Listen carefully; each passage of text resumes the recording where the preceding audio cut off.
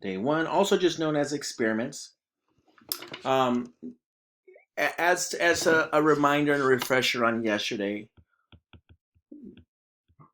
studies, the goal for studies is to compare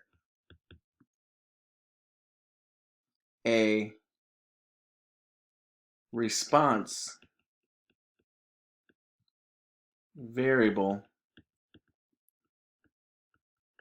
among two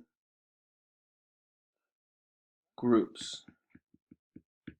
Now, these groups are typically the groups differ from some form of treatment. All right. So there's it's when we say how they differ, we're going to refer to this as a treatment. If treatment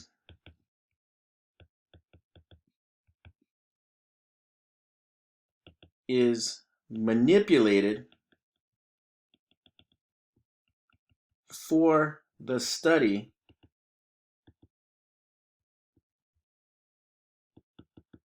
then this is called an experiment. And as a reminder, experiments can prove differences.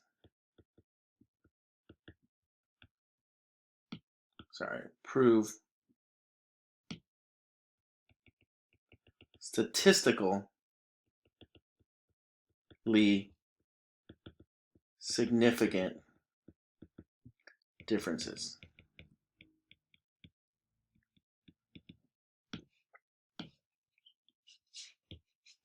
Now, just because there's a statistically significant, just because there is a difference that we find in an experiment, and I just want to put this in there, it doesn't mean it's always good. So, for example, you run an experiment and you find that doing this one thing improves your grade by 1%. All right.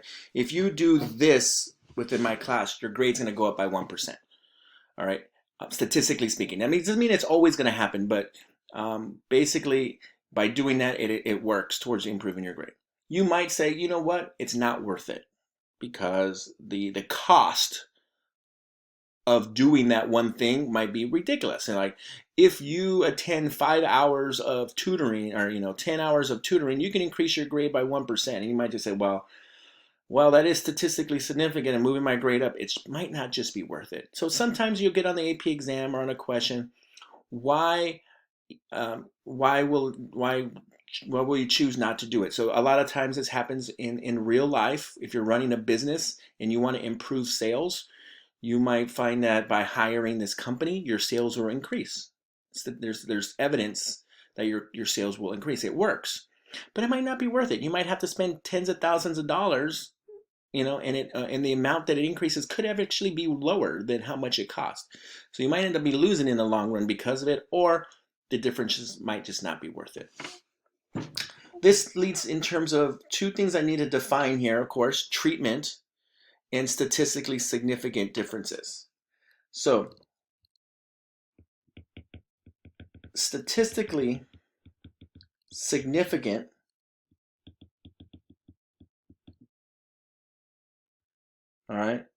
means that the differences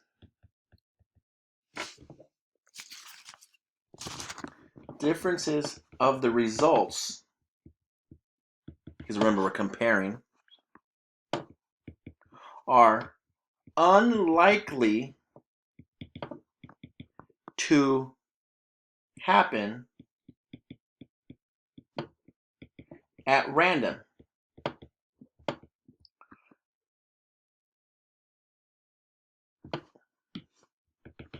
So it is possible, I want to note, it is possible that the differences happen by random chance. All right, we are studying snowfall, and there's a storm, right? And there's a lot of snow, Now that could, in a given year, in a given time period, for example, because I know there's a lot of snow out there. Um, did those differences happen because you literally, it's like a 1 out of 1,000,000 chance. You picked 10 people, or you picked 10 days, and they turned out to be the 10 snowiest days of the year. Okay. That could happen in a random sample. You could randomly sample days within the year, and you end up choosing randomly the days to study that are really heavier snow. And so you find out that, wow, there's definitely some differences that are happening within the atmosphere and the day and what's happening in the world and global warming. That can. Now, the chance that you selected those 10 days that were able to make the difference of saying statistically significant is very unlikely, but it can happen. When these differences happen, if I were to take my two classes, for example, let's say I had two classes, and one class, and we've kind of done this, one class gets a 78 and the other class gets an 80 average. My question to you, is there a difference between the averages between those two classes? One class got a 78, one class got an 80. Are those different? Throwing you a softball here. If you've never spoken, you should be able to answer this question.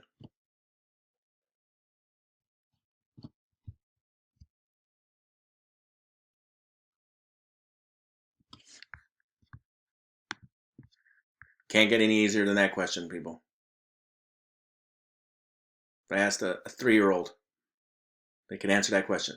Literally. Don't overthink it. I'm asking you. Is there a difference between 78 for one class and an 80 for another class?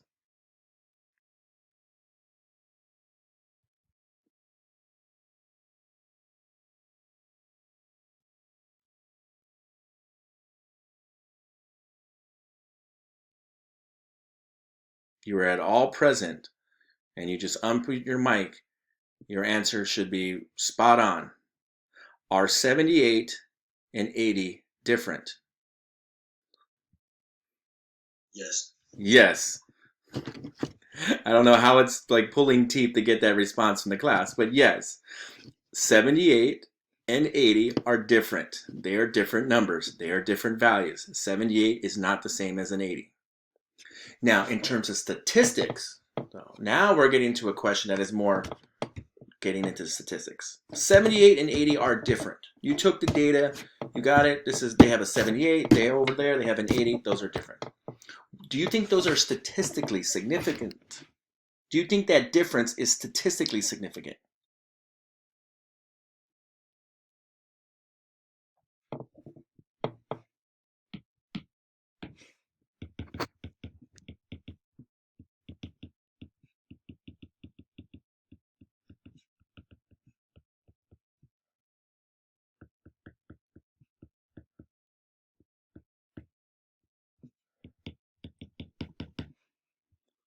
Are those statistically, is the difference statistically significantly different? The answer is no, but not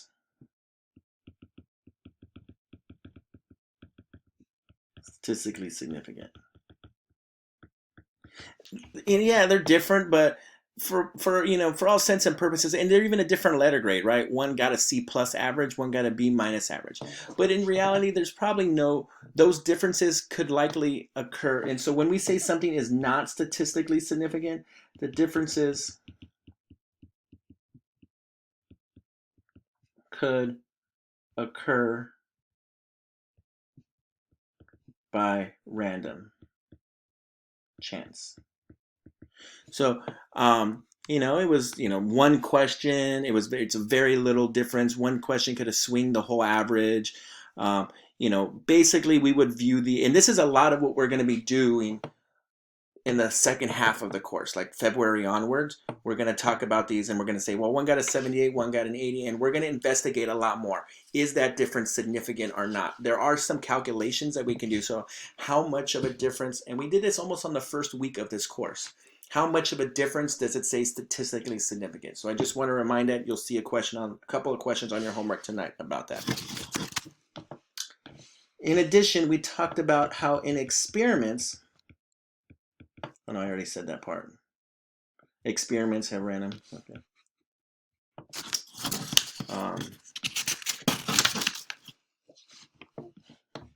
Yeah. For experimental design, treatments must be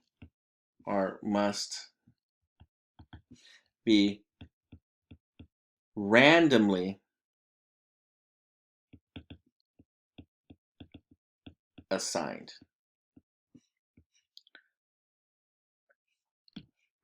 We call this poor design if not random assignment. No proof. So if you have bad, if you can't prove if the treatments are not randomly assigned. So not only must not only must the treatments be assigned, they must be randomly assigned. Okay.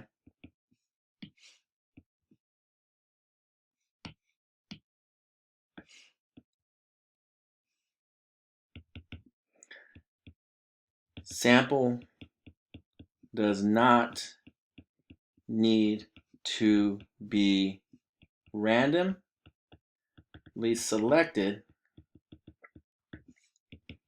but this does affect the scope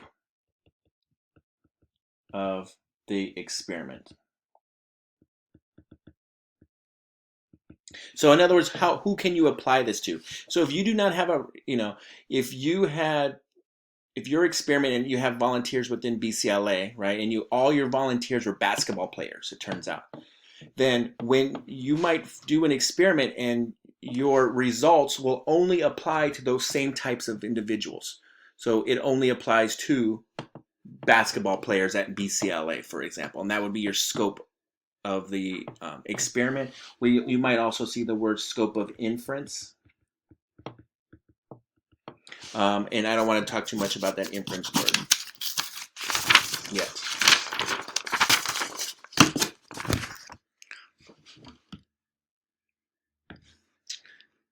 In an experiment, so we said this about randomly assign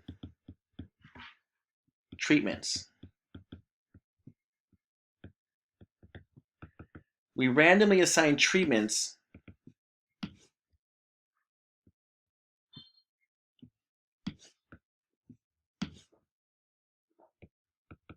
to who? Well, the who are what we refer to as experimental units. All right? The experimental units are who the treatments are assigned to. Who is in one class versus who in the other. Now, if the experimental units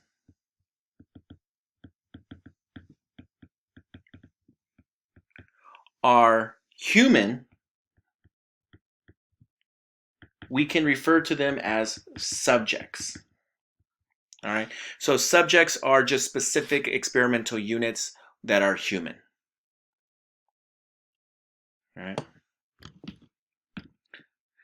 So a question might say, who are the experimental units? Careful.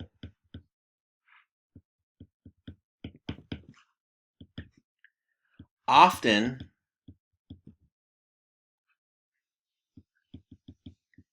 experimental units are not individuals,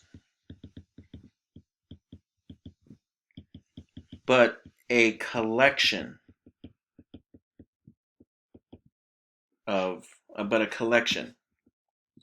So I gave you an example, i.e., I talked about class A and class B, and this one has like 20 students, and this has like 30 students.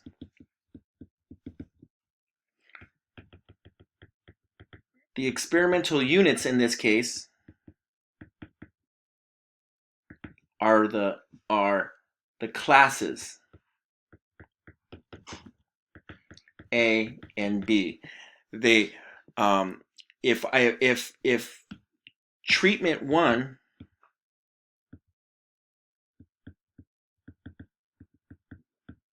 gets over here and treatment 2 gets assigned over here, the experimental units are the classes. I randomly assign the treatments to the class. Okay, so for example, you got to think about how the treatments are assigned.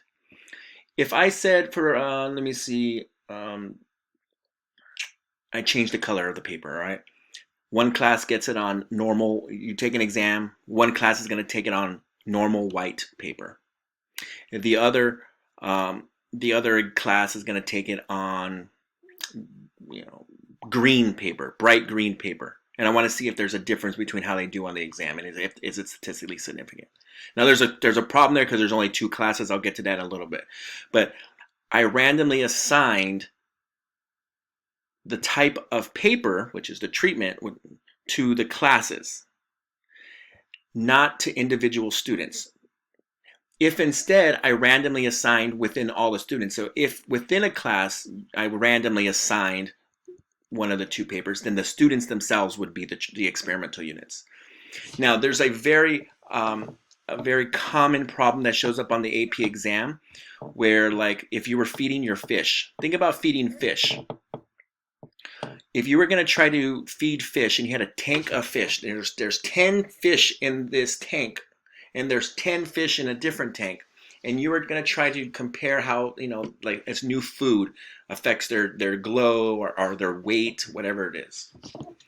You wouldn't actually be physically able to assign, hey, little fishy 1 that's in tank 1, you're going to eat this type of food, and fishy 2 that's also in tank 1, you're going to eat this different type of food.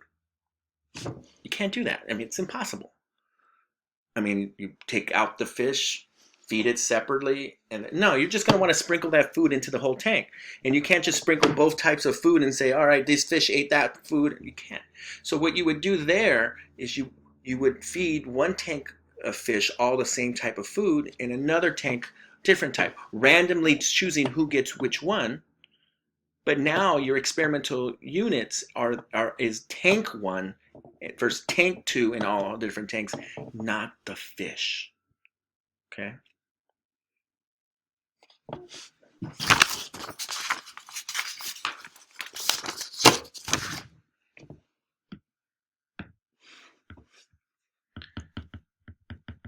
Factors. The factor is the variable.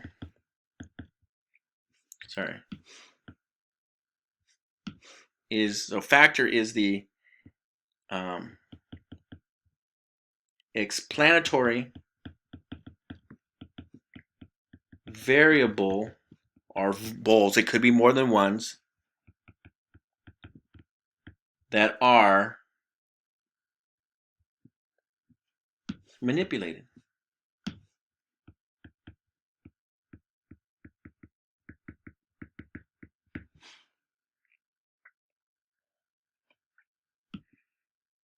So for example, i.e., I want to see, I'm going to compare exam scores. All right. And I'm going to manipulate, I'm going to manipulate the color of the paper, and I'll manipulate the font. Oh, maybe the font does. Font of the exam. We would say, how many factors are there in this experiment?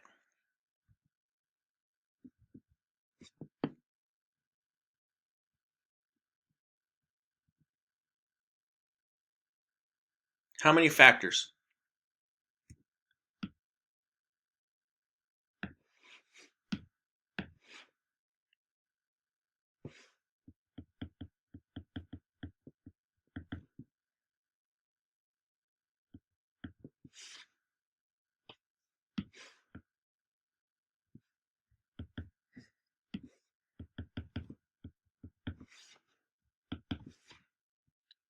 Yeah, there's two.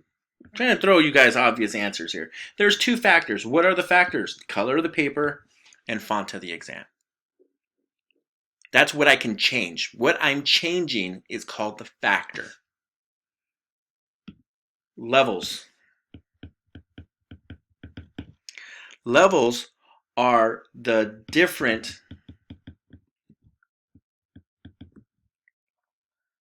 changes / options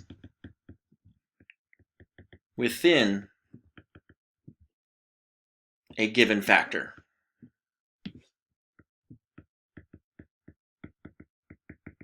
So every factor might have at least two levels. All right. So for example, i.e.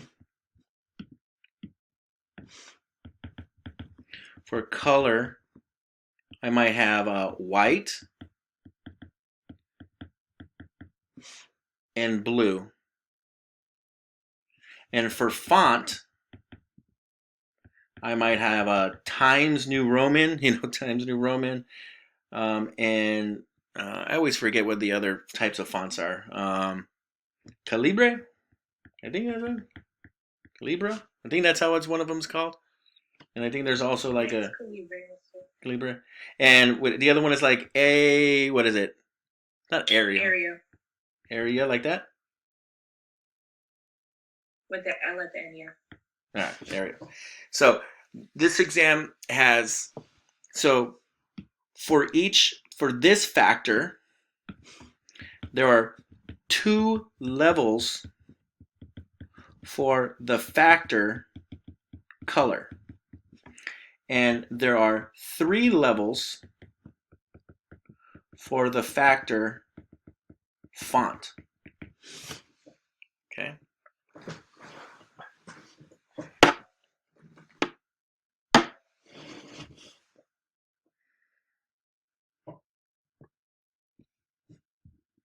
So factors, what are you manipulating?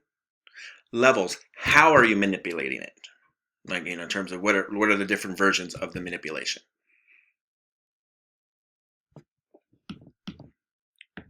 Treatments. And I know I've already talked about what a treatment is, but a treatment is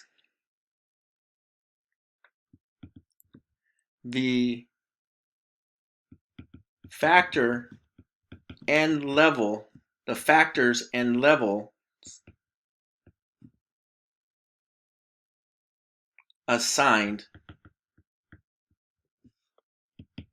to an experimental, so actually, let me say, I'm going to reword this. Combination of factor and levels assigned to the experimental units. Now,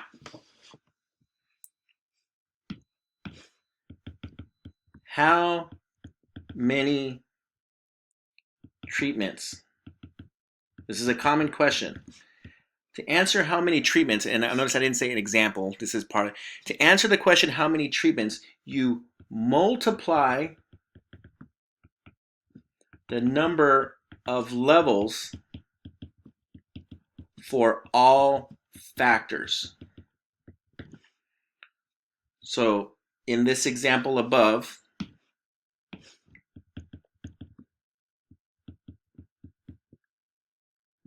how many treatments would there end up being?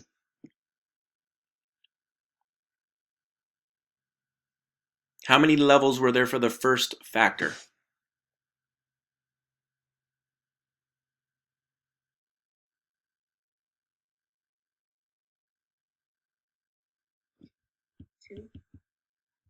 Two. I'm going to multiply that by how many levels in the other factor? 3. So there would be 6 treatments.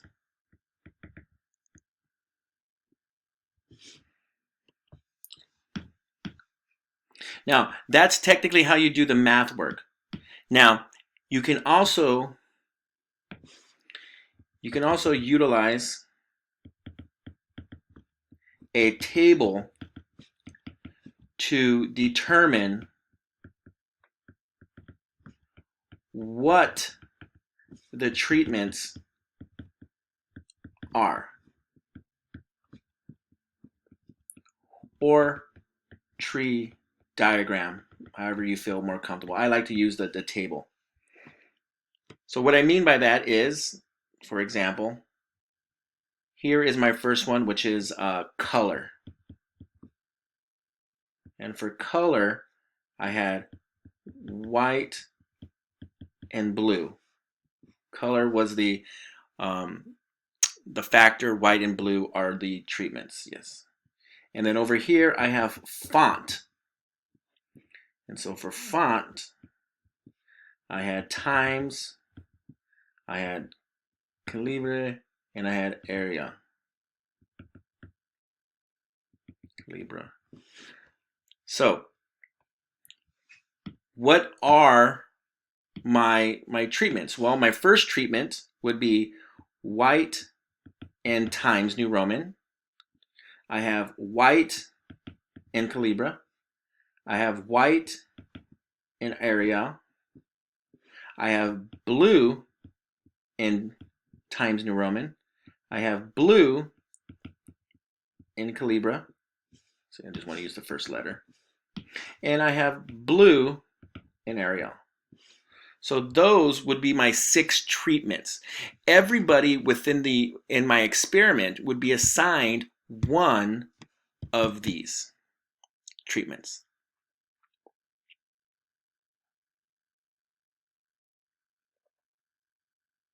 So we call these the treatment groups. So the treatment groups would be white in Times, white in C, white in A, blue and T, blue and C, blue and A.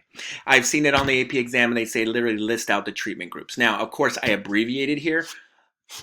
You know, if you were doing this and it's the exam and you just want to be certain, write out the whole words. But of course, it would be understood here if you use the first letter, what those first letters mean. But those would be my treatment groups. All right.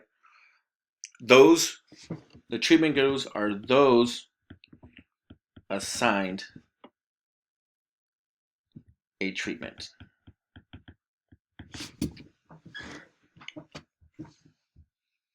Now,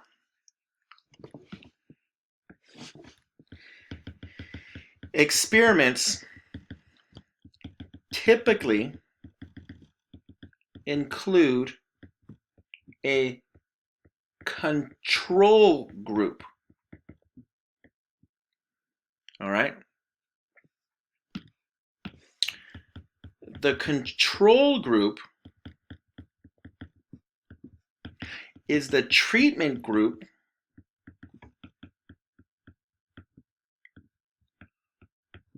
who receives the standard normal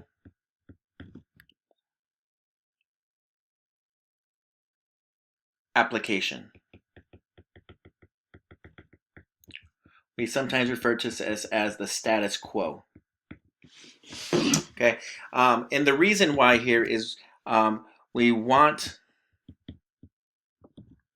to compare versus nothing different. Sometimes in an experiment, for example, we were like, "Oh, let's get fancy. I want to try blue paper with Calibra, and I want to try green paper with Arial, and I want to just do those ones." Well, blue and green are different types of paper, And Calibra and Arial are different types of fonts than I would normally do. And I do an experiment and I find out that blue, and the students perform statistically significantly better on blue and Arial, okay? On treatment 6. And so what I would say was, okay, so then that means moving forward, I'm going to make all of my exams on blue and Arial because that one performed better than all the other ones in my experiment. However, I never tested a control group. I never tested white and Times New Roman, which is the default. Everybody always did Times New Roman. So I made some changes, and among the changes, one change performed better than all the other changes. But it might turn out that those changes, even though it was better than the other changes, turns out to be worse than the status quo. If you had 2 drugs and you were trying to compare 2 drugs, and everybody got one of these new drug, like the vaccine, and people got a different vaccine, and you were comparing and said, this vaccine performed better than this vaccine. Okay.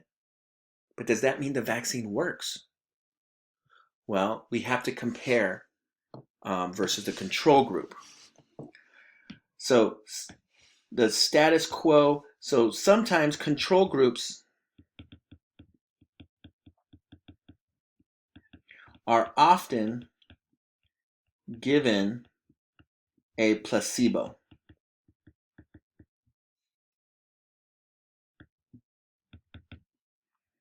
All right, a placebo is a treatment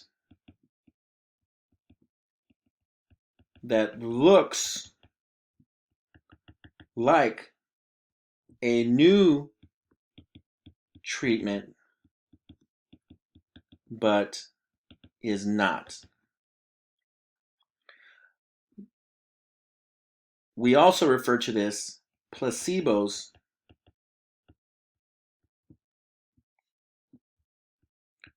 offer blind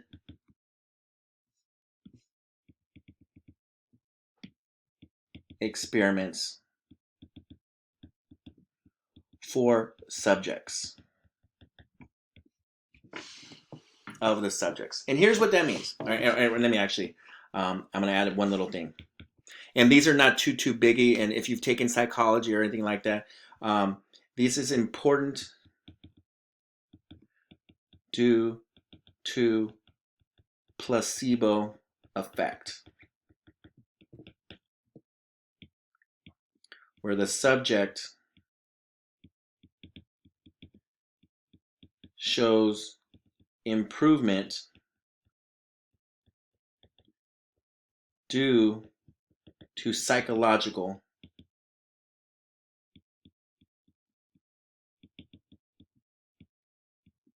changes and not the treatment. This happens all the time. This is a real thing. If you take psychology, they study the placebo effect way more than we ever will. And that's basically what we're going to cover on the placebo and the placebo effect. Basically, it says this. Have you ever gotten hurt and you're like, oh no, you skinned your knee and then your mom blows on it. You're like, oh, better. It's a placebo effect. Nothing really happened. Nothing really changed. But because you thought something happens, all of a sudden your mind is such a powerful thing, it makes you feel better. There's a lot of examples of this where people will give others like a Tic Tac, and here's a piece of medicine. And if maybe your parent or guardian at one point in time and say, "Here, have this. It'll make you feel better." And all it was a little piece of Tic Tac. It had no medicinal things or anything, and you have it. And you're like, "All better." And you're like, okay, maybe you've done this maybe even to little babies or little toddlers, and you'll be amazed that they're like crying, they're in pain, almost like their leg is broken. And then you give them something like that and you say, okay, here you go. This makes you feel all better. And they're like, okay, all better. And they go off and like nothing ever happened. This also happens in things like when humans and adults, go to the doctors. Just by the act of going and seeing and hearing something from a professional can change how you feel. And there's a lot of studies about how the mind is a powerful thing and it can heal everything because, there's this placebo effect that's real. Um, in the vaccine, and I'll talk a little bit more about this until tomorrow. In the vaccines, these experiments, these studies, um, there was a lot of individuals who were given placebos. So when you signed up for this study, and it's what's called a clinical trial. It's an experimental study with a specific purpose. In this clinical trials, when you signed up, all those people who they've been doing clinical trials since February for like the Pfizer for all these vaccines. When you signed up for the clinical trial, they gave you a shot. You do not know what that's in that shot. Okay? You might have been given the vaccine. You might not have been given a vaccine at all. You might have been injected with just some saline, something that's not harmful to your body. You don't know.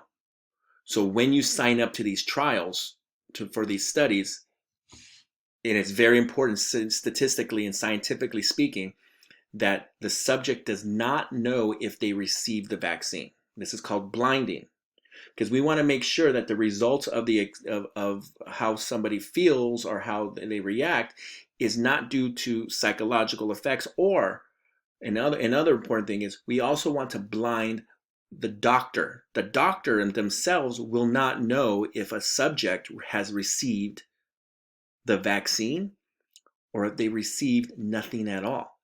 Because what happens is that if the doctors or the company, for example, knows who has the vaccine and who doesn't, we can treat them differently. We might give them more attention for other things and other aspects that changes how they react. And as such, we might get things like what is referred to as confounding variables. A confounding variable is any variable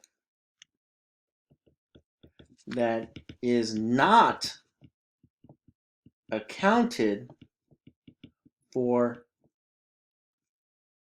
any, I want to say, sorry, variable, factor slash variable, any factor that is not accounted for in an experiment that could change results. Explain differences. So if you do not have a placebo, it is possible that the act of somebody going to the doctors, it is possible, who knows? It is possible that by going to a doctor and getting a shot of nothing, of saline, all of a sudden you can fight the virus better because you're, I don't know, you could explain all things. Because you got something, your mind thinks that you got the vaccine, and therefore you go out into the world, and because of how the mind works, your whole anatomy changes, and now the vaccine and COVID-19 and has nothing and it can't affect you because you willed it away almost. There's a lot of things called. There's a lot of um, I'm from a Mexican family, and we have a lot of remedies, and maybe in your cultures yourselves have a lot of remedies that make absolutely no sense, but they work, right? Rub your feet with onions and stuff, or there's weird ones that we have. I don't even, there's a lot of different things that people will go, what? And scientifically speaking, probably doesn't do anything, but that's the placebo effect. It's a confounding variable. The psychological effect is a confounding variable, and we have to account for that.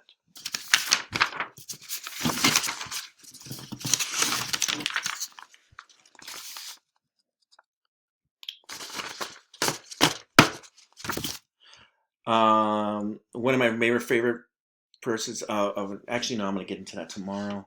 So placebos, they look like everything else. We need to do that because we might have a placebo effect.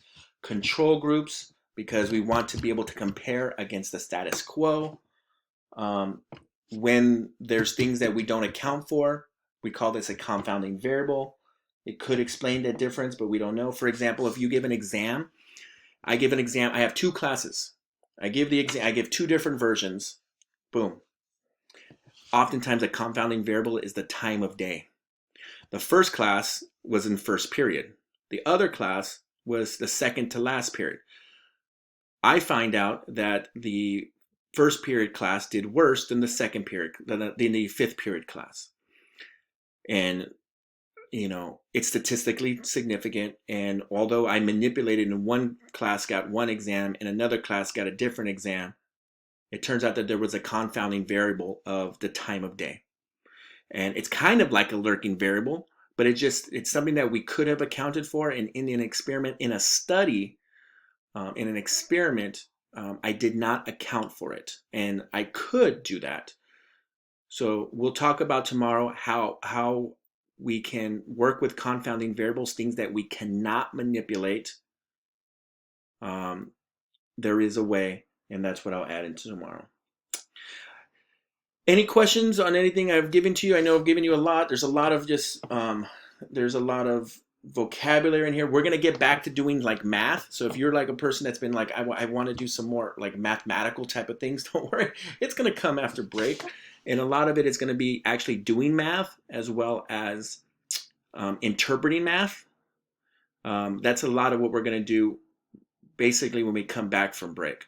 A lot of vocabulary here. I hope I've done a good job of explaining it to you, and you feel comfortable with the understanding. It'll take some time to get these vocabulary, understanding, and words together. We'll continue to practice that. We have a little bit more to talk about with the experiments tomorrow as well. Your homework is on Google Classroom. Enjoy your rest of your day. I'm here for the next 7 minutes if you have any additional questions that you would like to ask me.